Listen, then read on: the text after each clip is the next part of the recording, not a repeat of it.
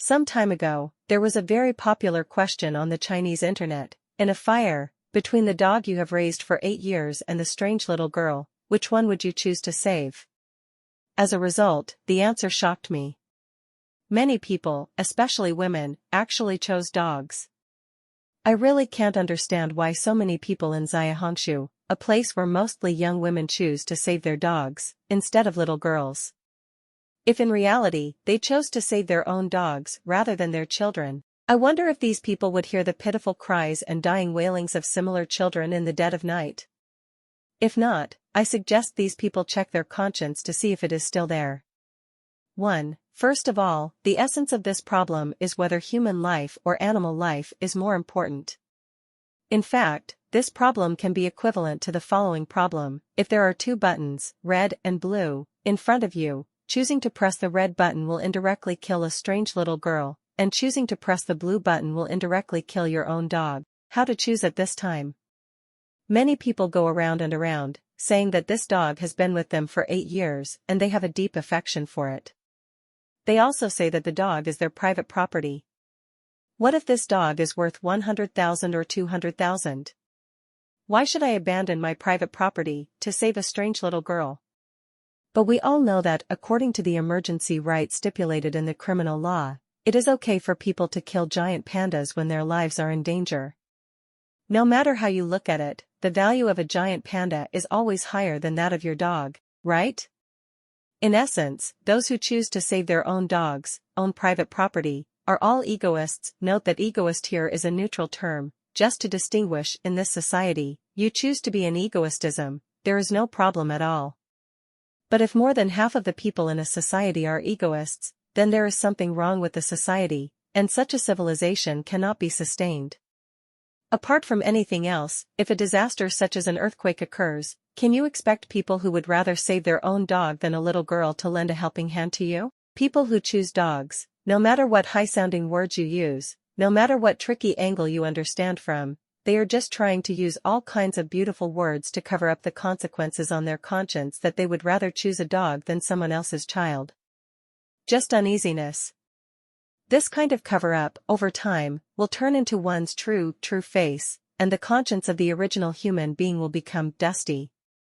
2. Confucius asked people, but not horses. I never expected that this issue could trigger so much discussion, especially that so many people would choose not to save humans, but dogs.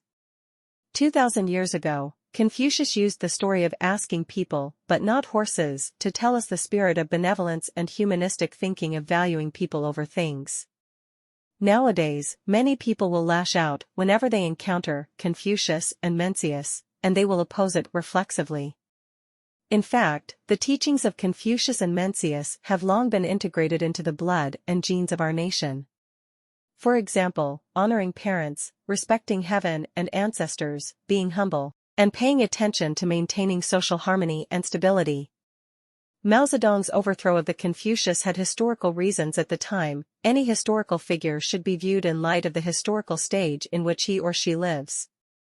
His criticism and overthrow of Confucianism was to eliminate the constraints of feudal ethics on people, and to overthrow those negative contents in Confucianism that restricted people's thoughts. He broke people who were attached to clans in the old society into independent individual people, so as to meet the development requirements of modern capitalist commercial society. At the same time, I personally feel that Comrade Mao was sometimes too idealistic. He wanted to build a utopian society without oppression and exploitation, but ultimately failed. Marxist thought may not be able to replace Confucianism as the mainstay in contemporary Chinese society. Note that it is society, not political parties. What we should oppose is the hierarchical concept of monarch, minister, father, and son in Confucianism, and the outdated ideas in Confucianism. What should be passed down is its positive and excellent ideas.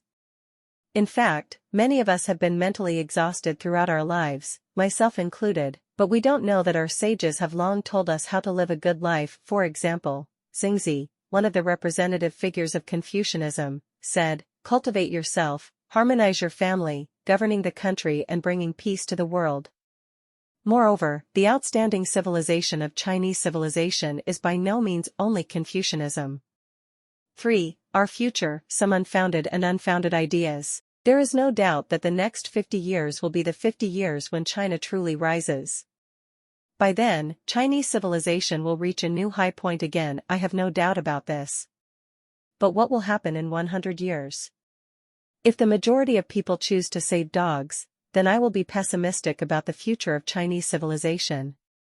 Just imagine, if a person chooses to save his own dog but not the little girl, how can he be expected to save his compatriots when the nation is in danger? How could an extremely selfish society produce so many people with lofty ideals who sacrificed their lives and blood to save the nation like in modern China? Will the Chinese nation become another Jewish nation that only cares about its own selfish interests? In 100 years, China's population may have dropped to just 600 million. By that time, will Han civilization, the main carrier of Chinese civilization, still play a central role? Can it still occupy the moral high ground and play a suppressive and attractive role relative to the secondary civilizations in China that were originally attached to the main civilization, such as the Islamic civilization? If not, so what? Will the reduction in the attractiveness of the main civilization lead to the alienation of the secondary civilization? Will secondary civilizations such as Islamic civilization demand the establishment of a so-called independent pure Islamic state? In addition, last night I saw a post spreading Christianity on Hupu. Even Hupu, the internet sewer, the last piece of the internet puzzle, or the last slightly cleaner, pure land of the internet, has been preached. A glimpse of the leopard shows the extent of the development of Christianity in China. According to predictions from external internet data, in 2030, that is, 6 or 7 years from now, 1/3 of China's population will be Christians. In the not-too-distant future, the Second Taiping Rebellion seems to be beckoning to us as well. Does this possibility exist? P.S. In fact, I am personally quite curious about what a Christian China would look like. In addition, can China integrate a set of new ideas that combine the fine traditions of traditional Confucianism, excellent Western civilization, and Marxism-Leninism-Maoism to become the main idea of the Chinese people and Chinese civilization? It is normal for a civilization to have its ups and downs. The same is true for Chinese civilization, with its ups and downs. But in its period of decline, can Chinese civilization avoid large-scale social unrest and large-scale casualties? 4. Threat from India. Many people look down on India and refer to it as Indianation. I think it is unnecessary.